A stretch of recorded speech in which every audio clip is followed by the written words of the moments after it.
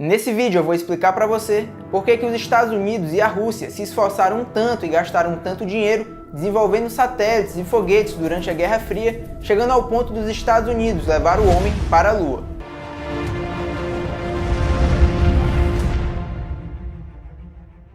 Muito bem-vindo ao canal Um Pequeno Passo. Eu me chamo Ricardo Freire e você está assistindo o episódio 2.5 da série Uma Breve História da Exploração Espacial. E no último episódio dessa série, nós tínhamos chegado ao final da Segunda Guerra Mundial, onde em meio a toda aquela destruição e devastação, foi construído o primeiro foguete que chegou no espaço, que foi o V2, desenvolvido pelo engenheiro Wernher von Braun, que fazia parte da SS na Alemanha nazista. E você pode estar se perguntando por que eu resolvi fazer o episódio 2.5 dessa série.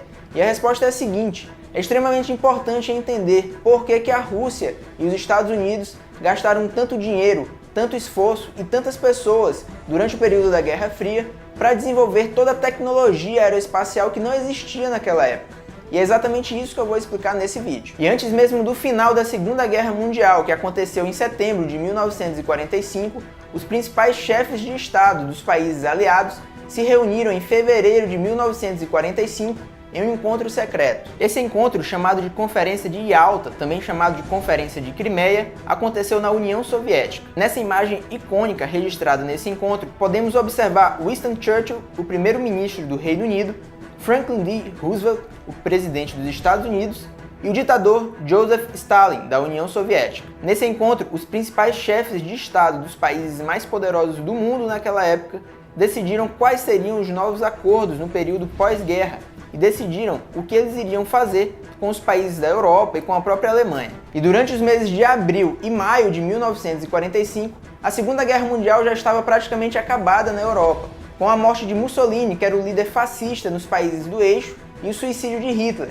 além do rendimento do exército alemão. E durante esse período final da Segunda Guerra Mundial, tanto os Estados Unidos quanto a União Soviética saíram capturando e prendendo diversos militares e ex-integrantes da SS da Alemanha nazista que estavam espalhados por toda a Europa. E entre esse pessoal da SS estavam engenheiros e técnicos que desenvolveram os mísseis e armas utilizadas pela Alemanha durante a Segunda Guerra. E tanto os Estados Unidos quanto a Rússia estavam extremamente interessados em dominar essa tecnologia. E entre todos esses engenheiros e técnicos alemães estava ninguém mais, ninguém menos que Wernher von Braun, que era o pai do foguete V2, o foguete mais conhecido naquela época, que não era utilizado como os foguetes que a gente conhece hoje para levar satélites, mas sim como um míssil. E von Braun sabia que ele seria capturado por algum país, muito provavelmente os Estados Unidos ou a Rússia. E ele sabia também que o país que o capturasse iria ser o novo detentor da tecnologia de mísseis que ele conhecia. E von Braun e a sua equipe entenderam que a melhor alternativa seria se entregar para os Estados Unidos da América. E a justificativa de von Braun foi a seguinte, abre aspas: "Nós não queremos ver o mundo passar por outro conflito semelhante ao que a Alemanha acabou de passar. E nós sentimos que só entregando essa arma, o V2, para pessoas guiadas pela Bíblia, poderemos garantir que o mundo esteja mais seguro." Fecha aspas.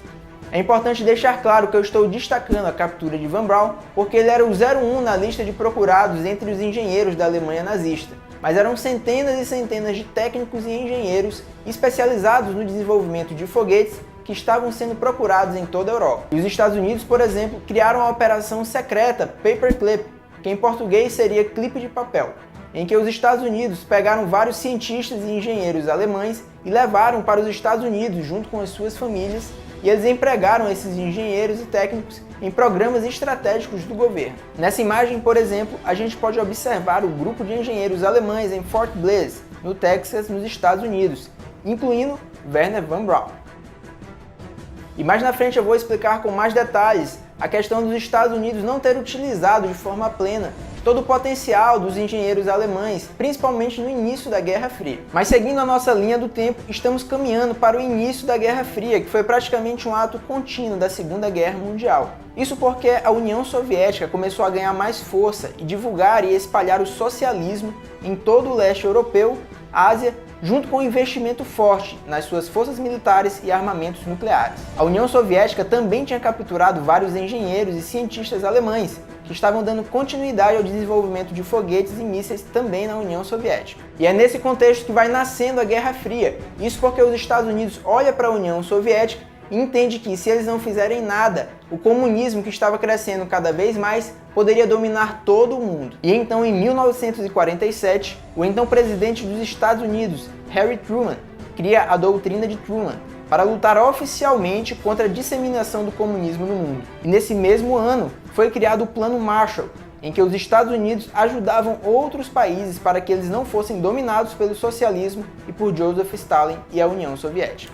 E é diante desse cenário em que nós temos os Estados Unidos de um lado e a União Soviética do outro, o capitalismo de um lado e o socialismo do outro, e cada um desses dois países tentando defender o seu pensamento político e econômico. Mas felizmente esses dois países entenderam que eles não teriam nenhum benefício se eles se enfrentassem de forma direta, com um conflito armado, com armas de fogo. Daí também o nome Guerra Fria. E a forma que eles encontraram para provar qual país tinha mais poder, qual sistema político-econômico era o melhor, seria através da demonstração de poder bélico e desenvolvimento tecnológico. Uma das tecnologias, por exemplo, que naquela época tinha bastante destaque, era nuclear. Daí então o desenvolvimento de tantas bombas atômicas e mísseis.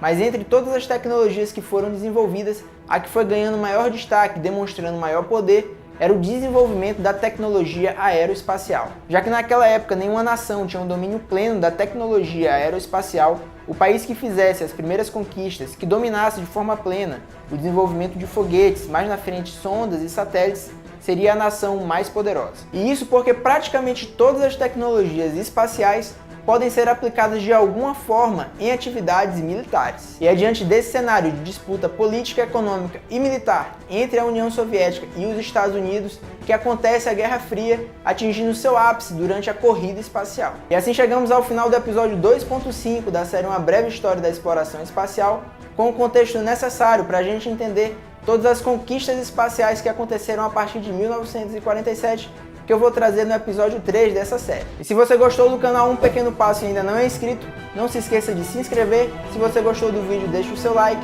E se você quiser saber tudo o que está acontecendo no espaço e aqui no canal, acompanhe Um Pequeno Passo nas mídias sociais. Muito obrigado por assistir e até a próxima!